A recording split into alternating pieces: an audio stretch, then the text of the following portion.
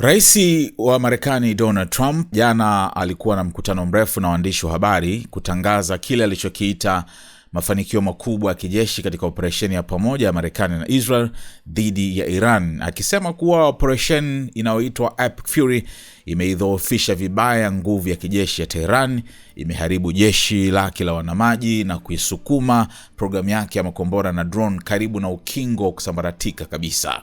Akizungumza baada ya kile alichokiita siku mbili kubwa sana, Trump amesema kuwa ndani ya siku 9 zilizopita jeshi la Marekani kwa kushirikiana na vikosi vya ulinzi vya Israel limefanya baadhi ya mashambulizi ya operesheni ngumu zaidi kuwahi kushuhudiwa katika historia ya kisasa ya kijeshi. Aliwasilisha kampeni hiyo kama hatua ya kihistoria na ya kimkakati, akisisitiza kuwa imekaribia kukamilisha malengo ya kijeshi ya Marekani. Kwa mujibu wa Trump, uwezo wa kijeshi wa Iran umevunjwa vibaya katika nyanja mbalimbali. Amedai kuwa sehemu kubwa ya jeshi la wanamaji la Iran limezama baharini, huku hadi meli 51 zikidaiwa kuharibiwa. Pia alisema kuwa viwanda vinavyozalisha drone nchini Iran vinaendelea kushambuliwa moja baada ya kingine, wakati maeneo ya kutengeneza makombora na miundombinu ya kuyapeleka pia yakilengwa kwa nguvu. Trump aliwaambia waandishi wa habari kuwa uwezo wa Iran wa makombora umeshuka hadi takriban 10% au hata chini ya hapo, huku uwezo wa kurusha drone pia ukiwa umepungua kwa kiwango kikubwa.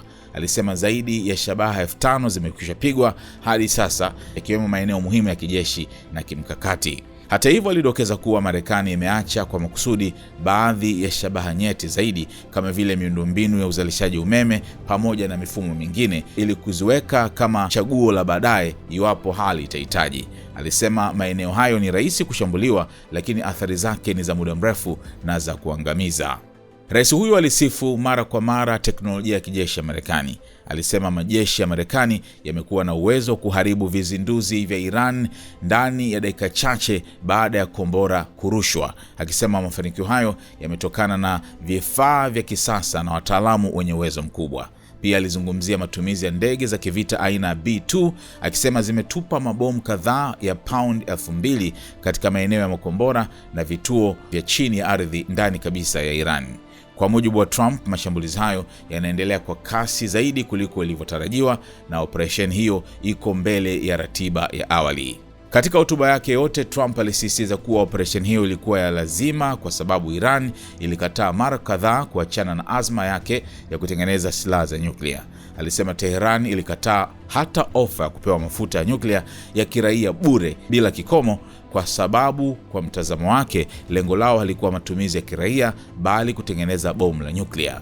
Trump alidai mashambulizi ya awali ya Marekani chini ya operesheni ya Midnight Hammer yaliharibu maeneo muhimu ya nyuklia ya Iran, lakini baada ya hapo Iran ilianza kujaribu kuanzisha upya mpango wake wa silaha katika eneo jingine jipya lililolindwa zaidi. Kwa mujibu wa Trump, eneo hilo jipya lilikuwa likijengwa chini ya tabaka nene za granite, huku Iran ikiendelea kwa kasi kutengeneza makombora ya kawaida ya masafa marefu. Alisema huu ulikuwa ni mpango mpana wa kufanya iwe vigumu sana kuizuia Iran kupata silaha za nyuklia. Kwa maoni yake, hali hiyo ilikuwa imefikia karibu kiwango cha kutorudi nyuma, jambo lililolazimisha Marekani kuchukua hatua ya haraka.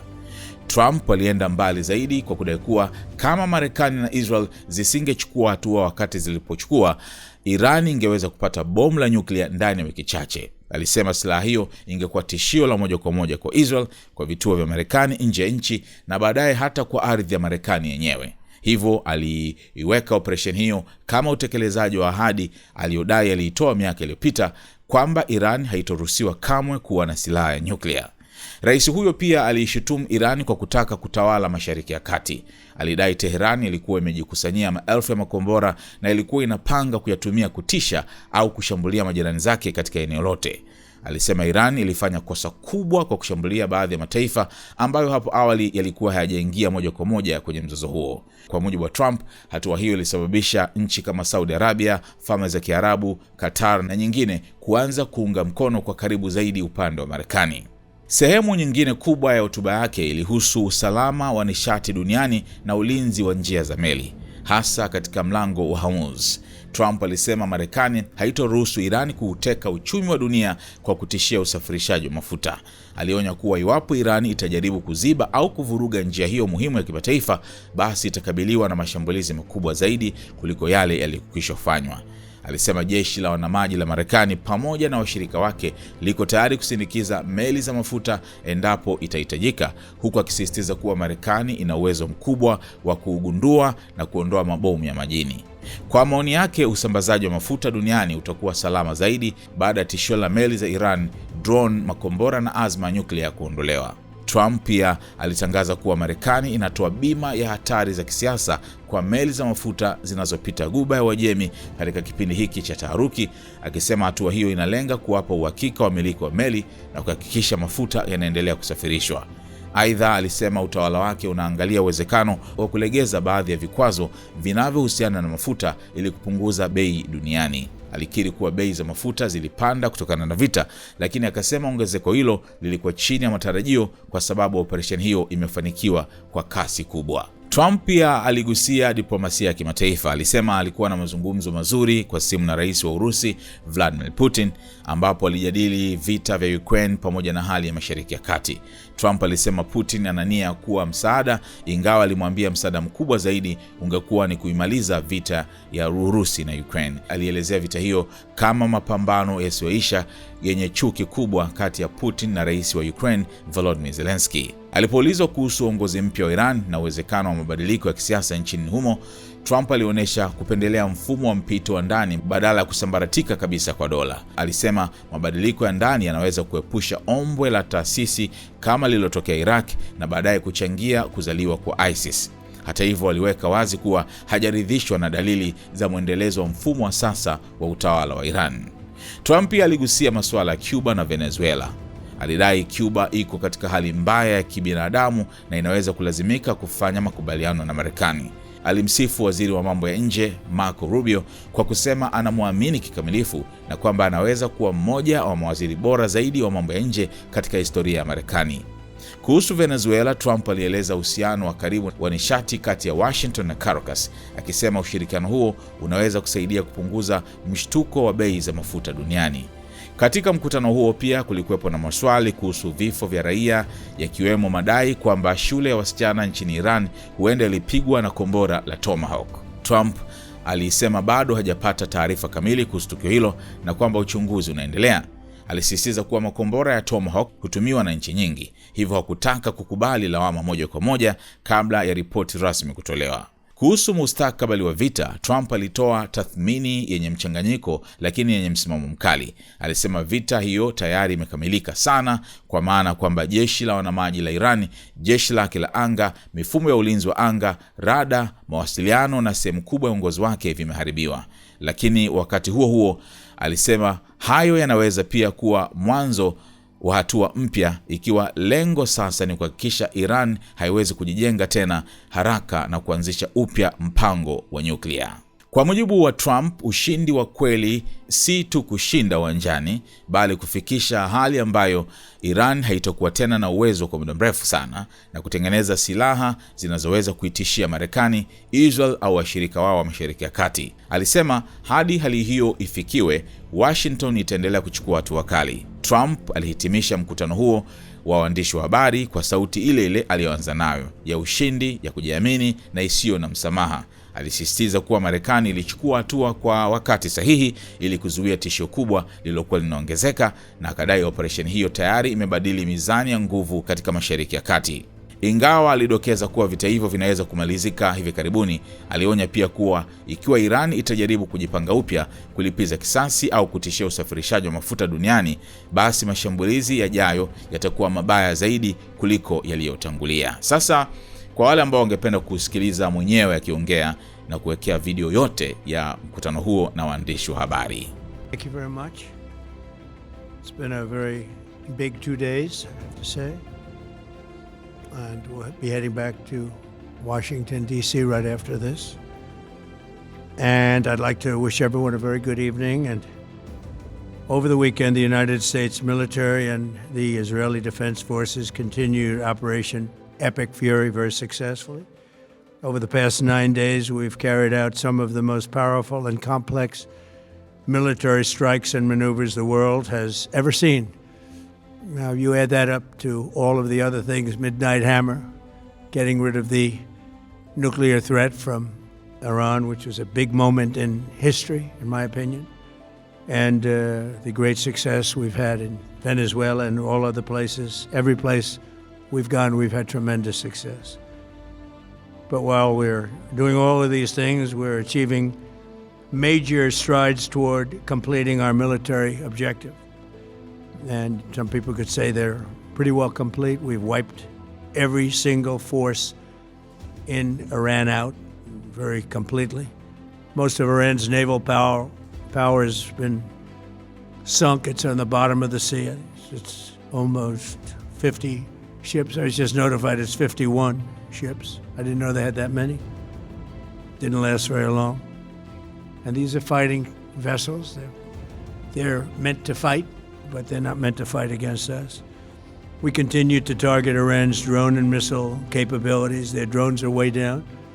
Their drone manufacturing's been hit starting today. We know all of the places they manufacture the drones, and they're being hit one after another. Their missile capability is down to about 10%, maybe less. We're also hitting where they make missiles and where they deliver missiles. We've struck over 5,000 targets to date, some of them very major targets, and we've left some of the most important targets for later in case we need to do it. If we hit them, it's going to take many years for them to be rebuilt, having to do with electricity production and many other things. So we're not looking to do that if we don't have to. But they're the kind of things that are very easy to hit, but very devastating if they are hit. We are waiting to see what happens before we hit them. We could take them all out in one day, but it's all resulting in a 90% decline in various things, but in particular, Iranian missile launchers and 83% drop in drone launchers. As you know, the drone launchers are pretty well shot, but we're at over 90% decline in the Iranian missile launchers, which is very hard to reproduce and very hard to get. And usually what we were able to do through great equipment, a lot of smart people, as soon as they sent a missile up from a launcher, we were able to knock out that launcher within a period of 5 minutes or less, accurately right on the noggin. So now we have low-cost interceptors effectively combating Iranian drones, and our B-2 bombers recently dropped dozens of 2,000-pound bombs to destroy missile launchers all over Iran and buried deep under Iranian soil in many cases. The soil was no match. And we're also annihilating the manufacturing base that the regime uses to build drones and missiles at a rate that nobody thought was possible. We're knocking them out. We know where they all are. We're knocking them out very quickly. We're ahead of our initial timeline by a lot.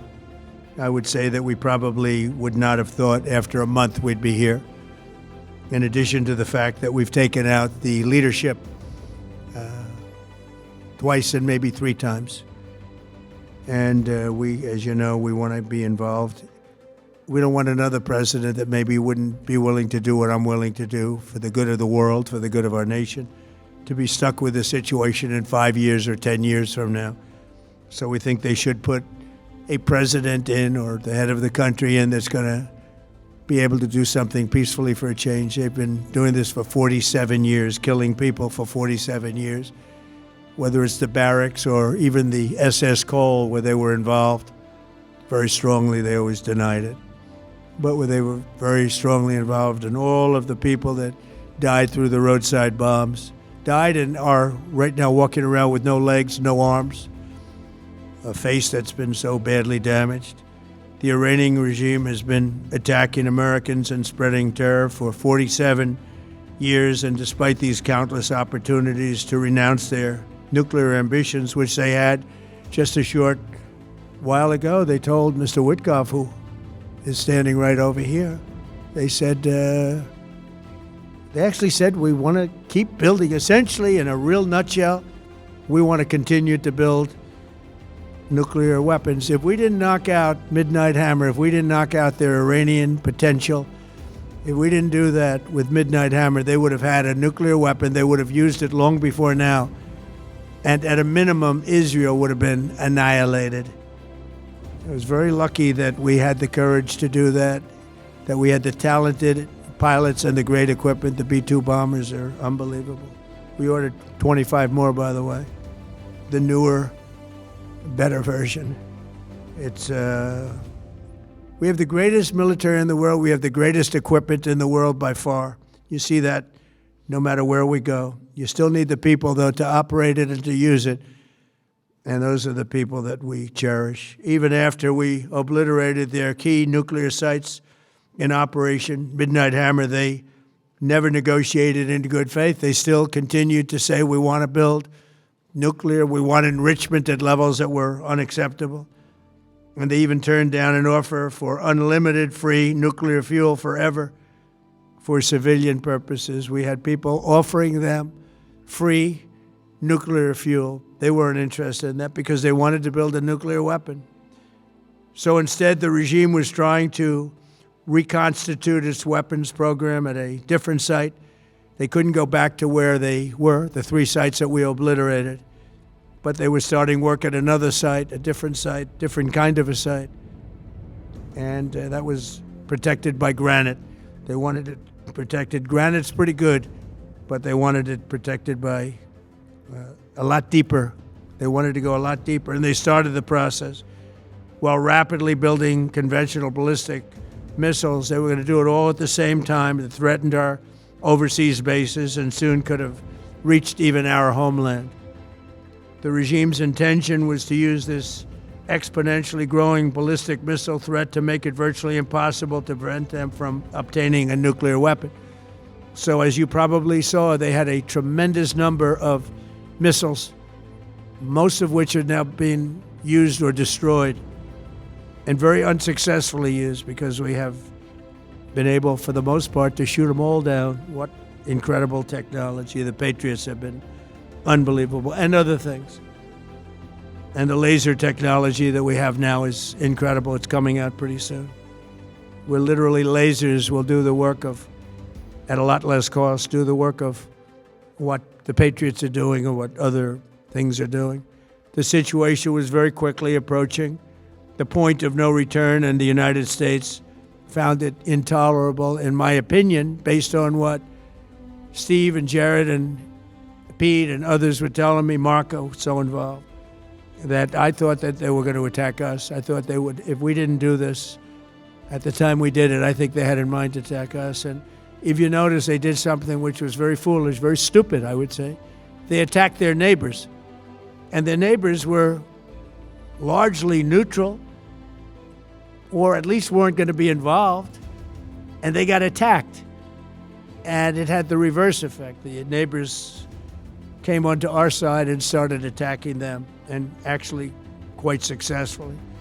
If you look at Saudi Arabia, you look at UAE, Qatar, and others. But they were strong and they were smart, but they got attacked.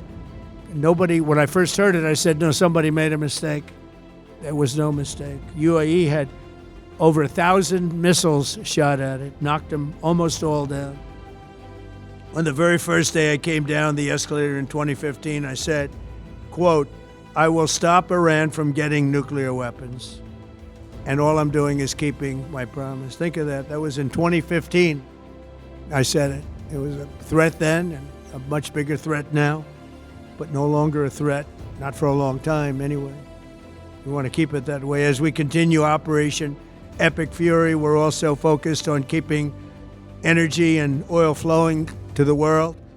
And I will not allow a terrorist regime to hold the world hostage and attempt to stop the globe's oil supply. And if Iran does anything to do that, they'll get hit at a much, much harder level. I will take out those targets that were easy and that I mentioned just before. We'll take them out so quickly, they'll never be able to recover, ever. If they want to play that game, they better not play that game. In the long run, oil supplies will be dramatically more secure without the threat of Iranian ships, drones, missiles, nuclear menace. or anything. So the Strait of Hormuz is going to remain safe. We have a lot of Navy ships there. We have the best equipment in the world, inspecting for mines. Again, most of their ships are down at the bottom of the sea, but we will hit them so hard that it will not be possible for them or anybody else helping them to ever recover that section of the world if they do anything. In recent years, the regime and its terror proxies have launched attacks on hundreds of commercial vessels. We're putting an end to all of this threat once and for all, and the result will be lower oil prices, oil and gas prices for American families. We've done that. We've done it. We brought it very low. This was just an excursion into something that had to be done. We're getting very close to finishing that, too. In the meantime, during this brief disruption, the United States is offering political risk insurance to any tankers operating in the Gulf. So we're putting up risk insurance. We'll perhaps go alongside of them for protection. We don't think it'll be necessary if it is. And if they do anything, the price will be incalculable. It will be so great that they will have wished they never did it, because you have to keep the straits flowing. With all of that, it affects other countries much more than it does the United States. It doesn't really affect us. We have so much oil. We have tremendous oil and gas, much more than we need. We have Venezuela now as our new partner, great partner. They've worked out so wonderful. We're working with the administration, the president, and it's a massive source of oil, gas, everything. But we're in a very good position, but very unfair to other parts of the world, like China as an example. I mean, we're doing this for the other parts of the world, including countries like China. They get a lot of their oil through the straits. So we're doing this. We have a very good relationship with President Xi in China. I'm going there in a short period of time, and we're protecting the world from what these lunatics are trying to do, and very successfully, I might add. We're also waiving certain oil-related sanctions to reduce prices. So we have sanctions on some countries. We're going to take those sanctions off till this straightens out. Then who knows, maybe we won't have to put them on. There'll be so much peace. But when the time comes, the U.S. Navy and its partners will escort tankers through the strait if needed. I hope it's not going to be needed, but if it's needed, we'll escort them right through. And we have the greatest mine-sweeping ability. We have the greatest ships, and all of we know exactly where they're placed. We'll get them out of there very fast, but we hope we don't have any of that. And again, if they do that, if they play that game, we're going to hit them at a level that they have not seen before. So we're winning very decisively. We're way ahead of schedule. Our military is the greatest in the world, with the greatest equipment and the greatest people in the world. Nobody's ever seen anything like it. Iran's a very powerful country. They were going to take over the Middle East. If we did not hit them, they were going to take over the Middle East. They had thousands and thousands since their last hit. They had thousands and thousands of missiles and everything else. Most are now destroyed. But they were going to take over the Middle East. Those weapons were aimed at Middle Eastern countries that had nothing to do with this. They were going to take over the Middle East, and they were going to try and destroy Israel. So we stopped it with good timing, and we're very proud to be involved in this, and it's going to be ended soon. And if it starts up again, they'll be hit even harder. Thank you very much for being here. Go ahead. Any questions? Thank you so much. Go ahead. Do you approve of Iran's new supreme leader? And secondly, can you tell us more about your call with Russian President Vladimir Putin today? Yes. What did you discuss? Yes, I had a very good call with President Putin. We had a lot of people on the line from our side, from his side. We were talking about Ukraine, which is just a never-ending fight. And look, there's tremendous hatred between President Putin and President Zelensky. They can't seem to get it together. But I think it was a positive call on that subject. And we obviously talked then about the Middle East. And he wants to be helpful. I said, you could be more helpful by getting the Ukraine-Russia war over with. That would be more helpful. But we had a very good talk, and he wants to be very constructive. Yeah, please. Yeah, please. Thank you, Mr. President. On Iran, you called it an excursion. You said it would be over soon. Are you thinking this week it will be over? No, Are you talking but soon. about days? I think soon. Okay, and with respect Very to... soon. Look, everything they have is gone, including their leadership. In fact, there are two levels of leadership, and even actually, as it turns out, more than that. But two levels of leadership are gone. Most people have never even heard about the leaders that they're talking about. So it's obviously been very, very powerful, very effective. To Cuba, you said that Cuba wants to make a deal. Yes. What would the United States get in return for that, and why should Americans trust Marco Rubio to negotiate it? Well, Marco Rubio is doing a great job. I think he's going to go down as the greatest Secretary of State in history. Look at what we've done as a presidency. Look at what we've done as an administration. They trust Marco, and so do the American people trust. He's been successful no matter where he's been. He also speaks the language, which is always nice and always helpful. But he's dealing, and it may be a friendly takeover. It may not be a friendly takeover. It wouldn't matter, because they're down to, as they say, fumes. They have no energy. They have no money. They're in deep trouble on a humanitarian basis. And we don't want to see that, but they were very, very bad to a lot of people, as you know, and a lot of people living the Cuban-American vote, which I got at record levels. Very important. Those people are very important to me. I know what they went through. They went through hell. Some of them have gone on to be some of the most successful people in the country. Cuban-American business people, some of them are like the most successful in the country. And a lot of them are friends of mine, because I've been fighting this battle with them for a long time. The Castro regime was brutal, but they lived off Venezuela. Now they don't live off Venezuela. Sends them no energy, no fuel, no oil, no money, no nothing. They lived without Venezuela. They couldn't have made it. And we cut them off from everything else. So, they're going to make either a deal or we'll do it just as easy anyway. Yeah. Please, go ahead. Tomahawk missile likely destroyed that Iranian girls' school. So will the U.S. accept any responsibility? Well, I for haven't that strike? seen it. And I will say that the Tomahawk, which is one of the most powerful weapons around, is used by, is sold and used by other countries. You know that. And whether it's Iran, who also has some Tomahawks, I wish they had more.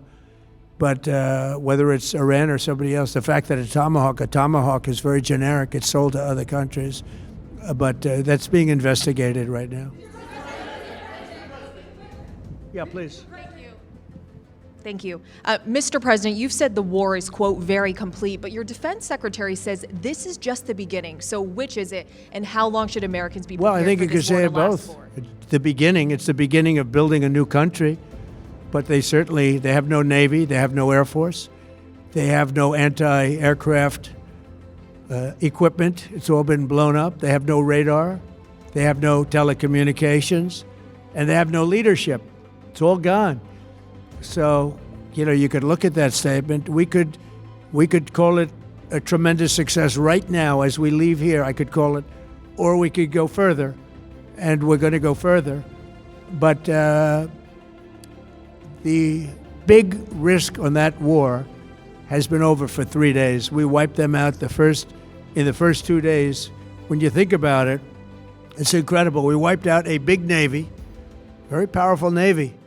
These were ships. These were serious ships. These were ships that you buy when you want to win battles. They're all on the bottom floor. The sailors are all running off the ships. They refuse to get on the ships. The Air Force is gone. Everything's gone. The missiles are down to a trickle. The drones are down to probably 25%, and they'll soon be down to nothing. We'll have where they manufacture the drones are under fire as we speak. They're being hit. So the rest is going to be determination as to my attitude, along with the people in the Trump administration, what we want to do. Thank you. Yeah, please. Can I ask you, you mentioned you were going to waive certain additional oil waivers or sanctions. Can you talk a little bit more about that and address in particular? Well, we're looking to keep measures the oil prices down. We went artificially up because of this excursion into a very positive thing. I mean, this was an excursion that a lot of people wouldn't have done. I knew oil prices would go up if I did this, and they've gone up probably less than I thought they'd go up. But I don't think anybody thought we were going to be this quickly successful. This was a military success, the likes of which people haven't seen. We have the best military. We have the best equipment. We have, I believe, the best generals. We have the best. And this went very quickly. We talked about that with President Putin. He was very impressed with what he saw because nobody's ever seen anything quite like it. You know, Iran was a very powerful military country with all of the missiles. Now, you had the double attack. You had the original attack with us in Israel, and that knocked them for a loop. Then you had the B-2 bombers, which took out their nuclear capability, and they would have had a nuclear weapon within 2 weeks to 4 weeks. And they would have used it long before this press conference. And we might have had a much different press conference if we had a press conference at all. But it's been amazing. The military success that we've had is truly unprecedented. You've told your congressional colleagues that you will not sign any piece of legislation until the Save America Act is passed. Does that include the confirmation of Senator Mullen as your next DHS secretary? Does that mean a DHS funding bill?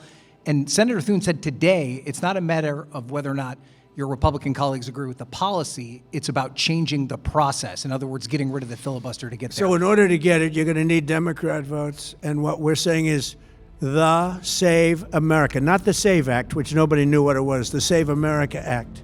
The Save America Act. And that's voter ID. We want voter ID. We want to be able to see a picture of the voter. We want to be able to see that the voter is legitimate. We want, very importantly, confirmation that this voter is a citizen of the United States of America. And we want no mail-in ballot scams. So we have exceptions for the military, for sick, for disabled, and for people that are away, business trips or whatever. Even vacations will be very liberal in that. We've added two things to it: no men and women's sports and no transgender mutilization of our children. We don't want it's mutilization of our children, and we don't want that. So we added those two things. That's the 5 points. We have 5 very good points. It polls at 86% with Democrats. Think of that. The overall vote is 86%. With Republicans, it's 98%. And the only one opposed to it is a Democrat leadership because they cheat. They want to cheat. So we added those 2 points. We're going for the gold, and we're going to have to fight like hell. Now, certain things will happen. Certain things will take place. I'm here to do a great job for the country.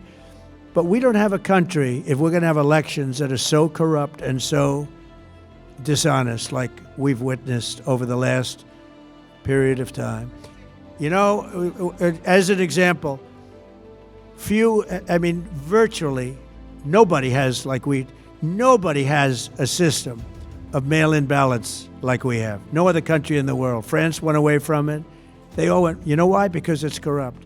And Jimmy Carter, when he had a commission, frankly, I think it's probably the best thing Jimmy Carter did. He said, you can't have mail-in voting because it's inherently dishonest. And it's turned out to be totally dishonest, so we're going to fight for it. Yeah.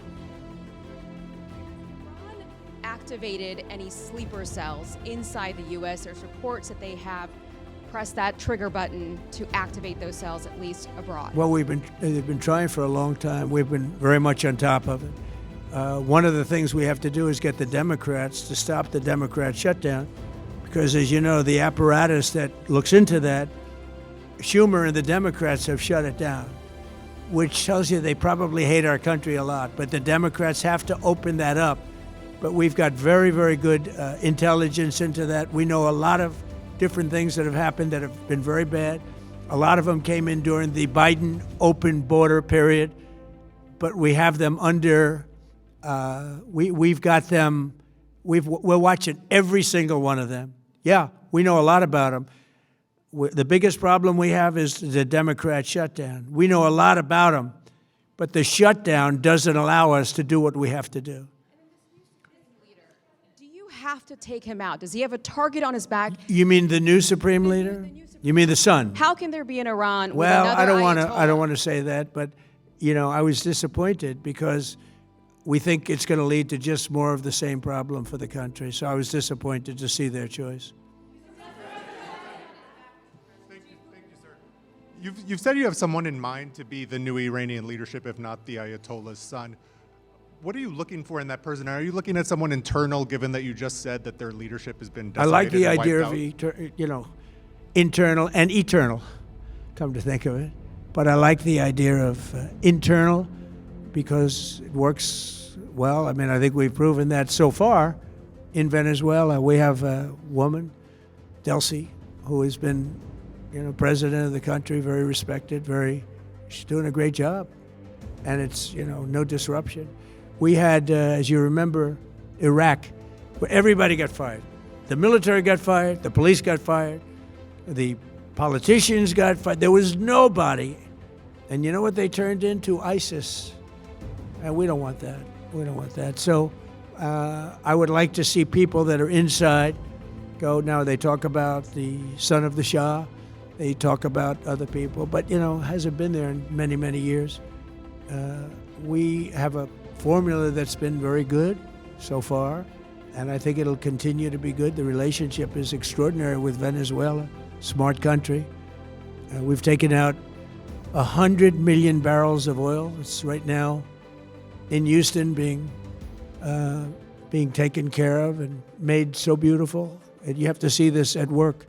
They have, it's brought to the refineries. It's being refined in Houston, which is made exactly for that product. And so far, but it's 100 million barrels of oil, and now they have another 100 million barrels coming. And it's like a partnership. We're getting along so well with them. It's great for Venezuela, and it's great for the United States. Yeah, please go ahead. Mr. President, you just suggested that Iran somehow got its hands on a tomahawk and bombed its own elementary school on the first day of the war. But you're the only person in your government saying this. Even your defense secretary wouldn't say that when he was asked, standing over your shoulder on your plane on Saturday. Why are you the only person saying this? Because I just don't know enough about it. I think it's something that I was told is under investigation. But tomahawks are used by others, as you know. Numerous other nations have tomahawks. They buy them from us. But I will certainly, whatever the report shows, I'm willing to live with that report. Yeah, please. You said earlier that we've already won in many ways, but we haven't won enough. What do you consider enough? What's your baseline? Where they're for this not going to conflict? be starting the following day to develop a nuclear weapon. Where they'll look at that man and some other people from the administration and say, all right, we're not going to do it. They were not willing to say that. And when Steve called up and he said that to me, I said, well, here we go. Let's do it the hard way. But the hard way, I think, is probably the easy way. When basically I can see that they will no longer have any capacity whatsoever for a very long period of time of developing weaponry that can be used against the United States, Israel, or any of our allies. We have great allies in the Middle East, great countries that are allies. And they were staying out of it until they got hit. Someday they'll have to do a story. Why did he do that? Why did they do that? But they were going to hit them. If I didn't hit them first, they were going to hit our allies first. I believe, upon information and belief, but I believe that he was going to, they were going to take over the Middle East. They were looking to take over the Middle East. Now, had Operation Midnight Hammer not taken place, that was definite, because they would have had a nuclear weapon within a matter of weeks. But that took place. That was a setback. But look at the number of missiles they were able to buy and make over the last 6 months. And those missiles were aimed at various countries. And when you look at over 1,000 missiles shot at like UAE, they were looking to take over the Middle East. We got there first. lucky. I'll tell you what, the Middle East and those countries, very rich countries, are very lucky that I was president instead of somebody else.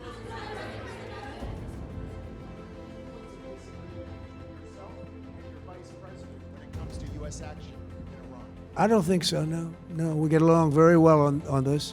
He was, I would say, philosophically a little bit different than me. I think he was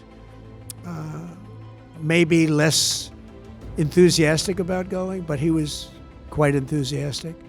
But I felt it was something we had to do. I didn't feel we had a choice. If we didn't do it, they would have done it to us.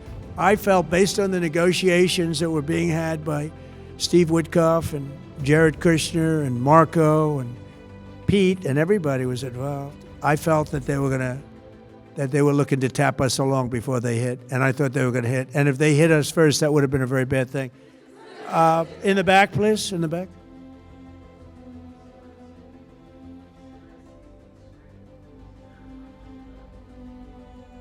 About the Strait, you mean? Yeah, well, I want to keep it open. I want to keep it good. You know, it doesn't pertain to us so much as it does to China. We're really helping China here and other countries because they get a lot of their energy from the Straits. But, hey, look, we have a good relationship with China. It's my honor to do it. Yeah.